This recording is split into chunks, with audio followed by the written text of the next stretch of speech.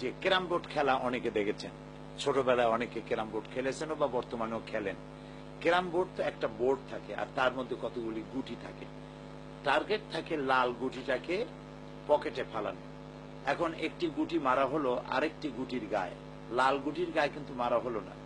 Target লাল গুটি, কিন্তু মারা হয়েছে আর এক গুটিকে।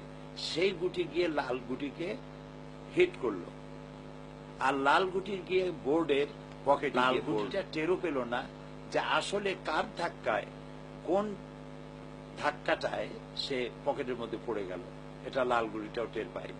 সুতরাং যারা আজকে এইটাকে জেহাদ মনে করে ইসলাম প্রতিষ্ঠা কায়েম করার জন্য, বেহেশতে যাওয়ার জন্য যারা বোমা হামলা করছে, ওদের পেছনের যে গুটি কে মারতেছে সেই মূল চালক ধরা পড়ে নাই। ধরতে কেউ হয়তো ধরা পড়েনি, মূল কেউ চালক আছে যে পিছন থেকে গুটিটা মেরেছে। সেই শক্তিকে খুঁজে বার করতে হবে। মাদ্রাসা যারা সহ্য করতে পারে না, ইসলাম যারা সহ্য করতে পারে না, এক কথায় ধর্মনিরপেক্ষ মতবাদে যারা বিশ্বাসী, তারাই এই বদনামটা আলেম ওলামাদের উপরে, মাদ্রাসা শিক্ষার উপরে চাপিয়ে দেওয়ার অপচেষ্টা চালায়। এই জন্য বিষয়টি জনগণকে ভাবতে হবে, বুঝতে হয়।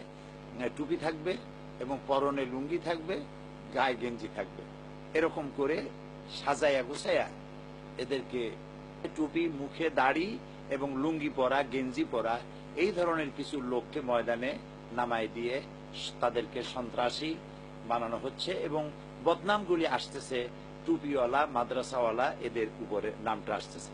কিন্তু আপনারা দেখুন, মাদ্রাসায় কিন্তু কোথাও এই জঙ্গি সম্পর্কে কোথাও পড়ানো হয় না।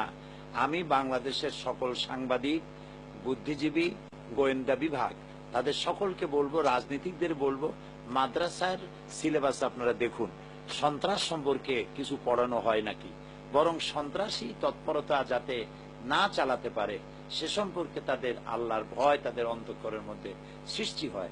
যার কারণে মাদ্রাসায় যারা পড়াশোনা করে অপেক্ষাকৃত স্কুল কলেজের ছাত্রদের চাইতে, বিশ্ববিদ্যালয় পড়ুয়া ছাত্রদের চাইতে অপেক্ষাকৃত তারা কিছুটা হলেও ভালো হয়। যার প্রমাণ জেলখানাগুলি।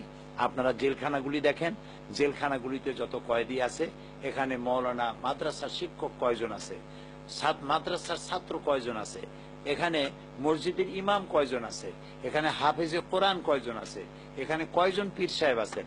কাজী এর দ্বারা বোঝা যায় যে মাদ্রাসায় যা পড়ানো হয় তার মধ্যে সন্ত্রাসী তৎপরতা থাকে না। দেশে ইসলাম প্রতিষ্ঠা করতে হবে, একথা ঠিক।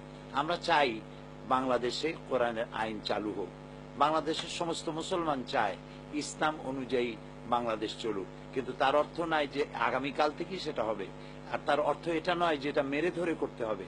এটা গণতান্ত্রিক পদ্ধতিতে মানুষ যখন ইসলামের অর্থনৈতিক কল্যাণকারিতা, বিচার বিভাগের, ইসলামের বিচার বিভাগের কল্যাণকারিতা, ইসলামের আদর্শ, ইসলামের গণতান্ত্রিক পদ্ধতি, ইসলামের নারীর অধিকার, ইসলামের শ্রমিকের অধিকার, ইসলামের শিশুর অধিকার, ইসলামের বর্ণবৈষম্য দূরীকরণ যে আদর্শ দেখিয়েছে, ইসলাম পরধর্মের সাথে কি ব্যবহার করে, সাম্প্রদায়িক সম্প্রীতি, এই জিনিসগুলি যখন মানুষ বুঝবে, তখন যে পার্লামেন্টে এই আইনগুলি পরিবর্তন হয়, সেই পার্লামেন্টে ইসলামের পক্ষের লোকগুলিকেই লোকেরা আস্তে আস্তে বেশি পরিমাণে ভোট দিতে থাকবে।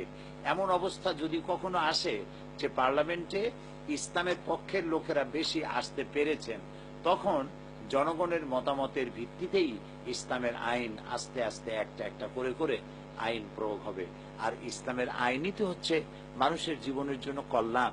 কারণ এই আইনটি মানুষের তৈরি করা নয়, এই আইনটি স্বয়ং আল্লাহ তাআলা।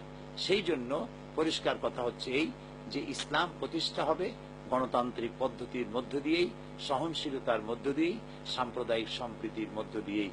আল্লাহ তাআলা এই কথাগুলি আমাদের সকলকে বোঝার তৌফিক দান করুন।